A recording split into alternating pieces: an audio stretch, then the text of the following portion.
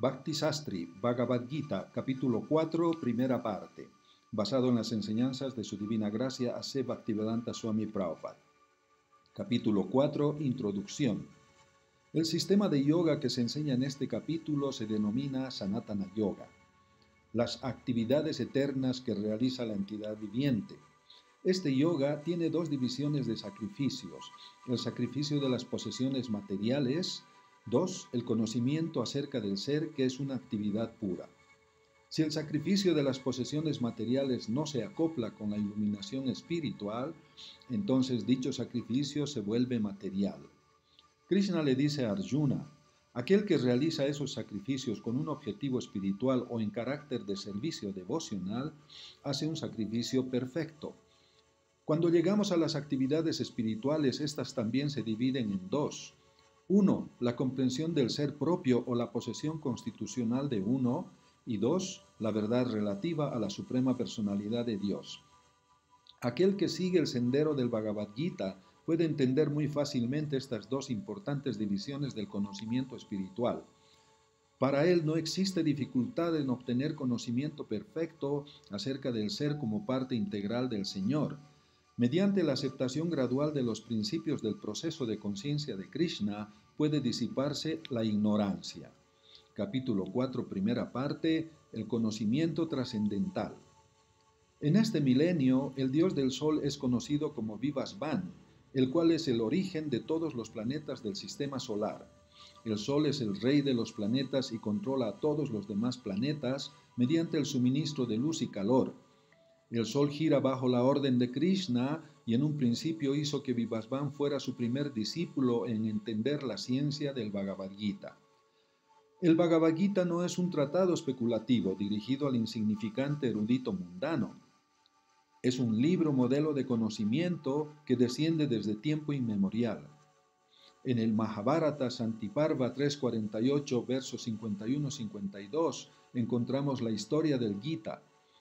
Al comienzo del milenio conocido como Treta Yuga, Vivasvan le entregó a Manu esta ciencia de la relación con el Supremo. Manu, el padre de la humanidad, se la dio a su hijo Maharaj Ishvaku, el rey de este planeta Tierra y antepasado de la dinastía Raghu, en la que apareció el señor Ramachandra. De modo que el Bhagavad Gita existía en la sociedad humana desde la época de Maharaj Ishvaku. Un cálculo aproximado indica que el Bhagavad Gita se habló por lo menos hace 120.400.000 años. El Señor lo habló nuevamente hace 5.000 años, esta vez a Arjuna. El conocimiento que el Bhagavad Gita expone es apauruseya, que significa sobrehumano. Puesto que las instrucciones védicas se aceptan tal como son, sin una interpretación mundana, por consiguiente al Bhagavad Gita hay que aceptarlo tal como es, de manos de la sucesión discipular.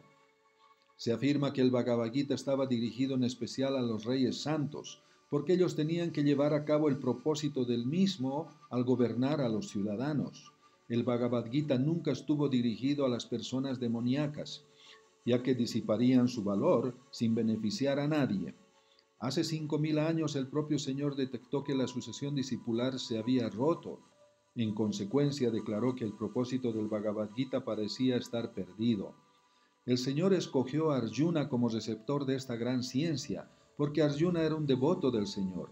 Arjuna no hace las preguntas en beneficio propio, sino por el bien de aquellos que no creen en la suprema personalidad de Dios. Arjuna le preguntó a Krishna para que él se describiese a sí mismo.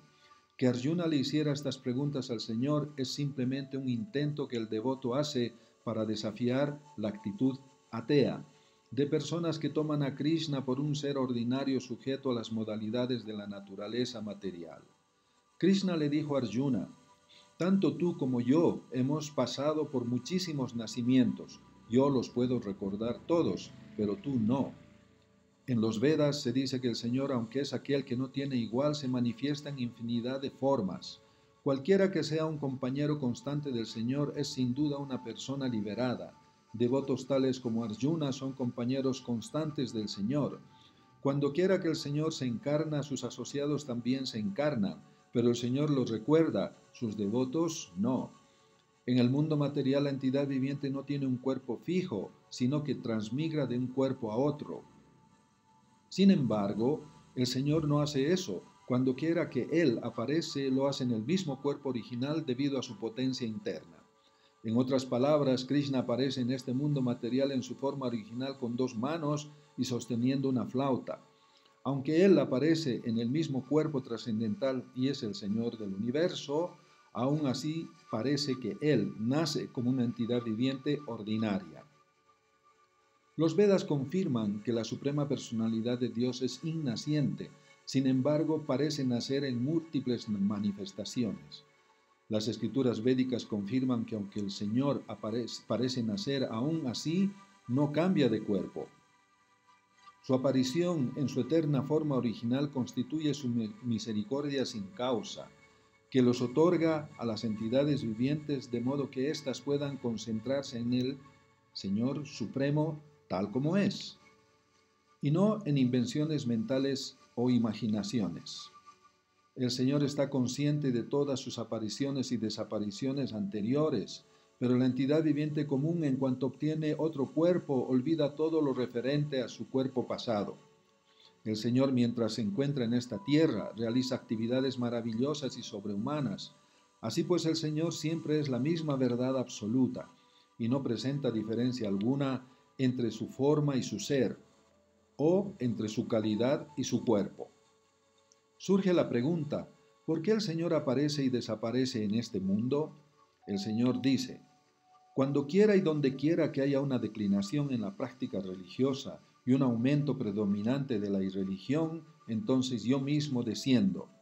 Aunque el Señor aparece en un momento programado al final de Dwapara Yuga, del 28º milenio del 7º Manú, de un día de Brahma, Él no está obligado a someterse a esas reglas y regulaciones, porque está en completa libertad de actuar de muchas maneras. Los principios de la religión se presentan en los Vedas, y cualquier discrepancia en lo referente a la ejecución debida de las reglas de los Vedas lo vuelve a uno irreligioso. En el Srimad Bhagavatam se declara que esos principios constituyen las leyes del Señor. Únicamente el Señor puede manufacturar un sistema religioso. Los Vedas también se aceptan como palabras que en un principio el propio Señor le comunicó a Brahma desde dentro del corazón. De acuerdo al Bhagavad Gita, un sadhu, hombre santo, es un hombre con conciencia de Krishna. Puede que una persona parezca ser irreligiosa, pero si posee las cualidades del estado de conciencia de Krishna, se le debe considerar un sadhu. Hay personas que no les interesa el estado de conciencia de Krishna. Aunque estos infieles estén adornados con educación mundana, se los describe como necios. Si una persona está dedicada al cultivo de conciencia de Krishna, se lo acepta como un sadhu, aunque no sea erudito ni muy culto. Que la entidad viviente se libere del cautiverio material no es fácil en absoluto. Los impersonalistas y los yogis logran la liberación únicamente después de muchas dificultades y muchísimos nacimientos. Incluso entonces la liberación que logran es fundirse en el Brahma Jyoti, impersonal del Señor. En este estado de liberación es únicamente parcial, porque existe el riesgo de regresar a este mundo material. Pero el devoto, por el simple hecho de entender la naturaleza trascendental del Señor, alcanza la morada de Él sin riesgo de retornar a este mundo material. El Purusha Bodhini Upanishad dice, con muchísimas formas trascendentales, la única suprema personalidad de Dios está eternamente activa en relación con sus devotos puros. Uno tiene que entender este hecho con convicción. Aunque existen muchas formas trascendentales del Señor, aún así son la misma y única suprema personalidad de Dios. En el Brahma Samhita 5.33 se afirma que el Señor tiene muchísimas formas y encarnaciones. Todo aquel que acepta esta verdad y que no pierde el tiempo en especulaciones filosóficas alcanza la etapa más elevada y perfecta de la liberación. El Vetasvara Upanishad 3.8 dice, cualquiera que no entienda que el Señor Krishna es la suprema personalidad de Dios es seguro que se encuentra sumido en la modalidad de la ignorancia. Uno debe cultivar conciencia de Krishna con fe y conocimiento, de esa manera lograr la perfección. Por el simple hecho de aceptar la verdad sobre la base de la fe, uno puede lograr la liberación sin ninguna duda. Aquel que puede entender la verdad de la aparición de la Suprema Personalidad de Dios ya está liberado del cautiverio material. La persona que está demasiado afectada por lo material le resulta muy difícil entender la naturaleza personal de la Suprema Verdad Absoluta. Los materialistas ni siquiera pueden imaginar que existe un cuerpo trascendental que es imperecedero. Bajo el concepto materialista, el cuerpo es perecedero, está colmado de ignorancia y es completamente desdichado. Hay muchas personas que no pueden entender en absoluto la existencia espiritual.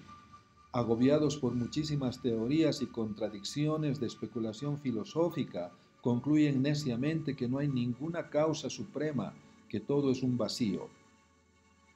Existe una clase de personas que se hallan en una condición enferma de la vida. Algunas de ellas se encuentran demasiado apegadas a lo material, por consiguiente no le prestan atención a la vida espiritual.